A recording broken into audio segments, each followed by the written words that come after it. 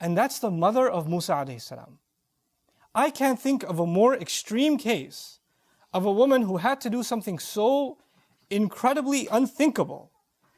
She knows that any minute from now, soldiers are going to break her door and they're going to kill her baby in front of her own eyes.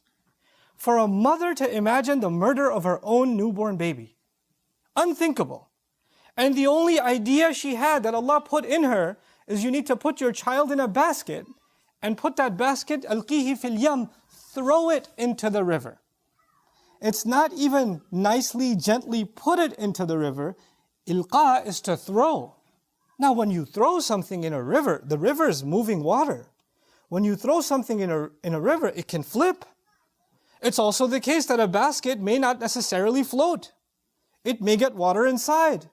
It may hit a rock. There are animals inside the water.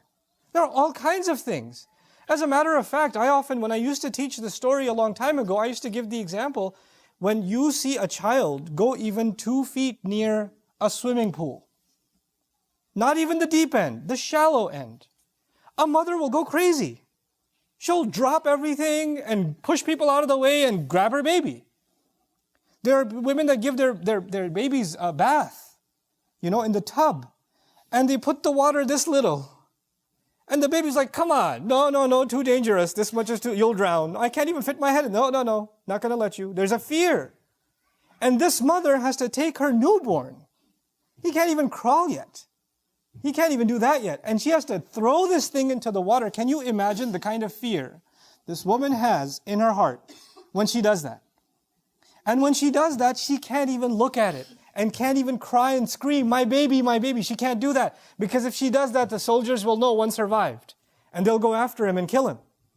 So she has to not even if she looks, she has to look from the side. And then this water is not standing still, it's moving. So this basket is slipping away from her sight to the point where she doesn't even know what happened to it. She has no idea what's happened to it. And now she's living with this incredible, overwhelming sadness. What have I just done? What's going to happen to my baby?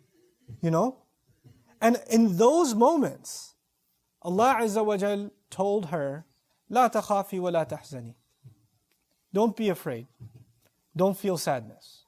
And even though she still felt afraid, and she still felt sadness, what we're learning in these ayat is Allah will help you overcome not being drowned by fear and not being drowned by sadness. He can let you navigate those two feelings. Those two feelings are very powerful. They're enough to drive someone mad.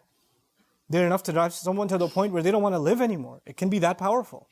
And yet Allah can give you the strength to overcome what you and I don't have the strength to overcome. This mother, like no other mother, could stand doing that and survive. So Allah says, وَأَصْبَحَ فُؤَادُ أُمِّ مُوسَى فَارِغًا. Musa's mother's heart was, you can think of the imagery as it was bleeding out. It was emptying out. It's like her heart was exploding. إِن كَادَتْ لَتُبْدِي بِهِ. She was on the verge of just screaming out, that's my baby, I want my baby back. She was on the very verge of it. She couldn't hold it in.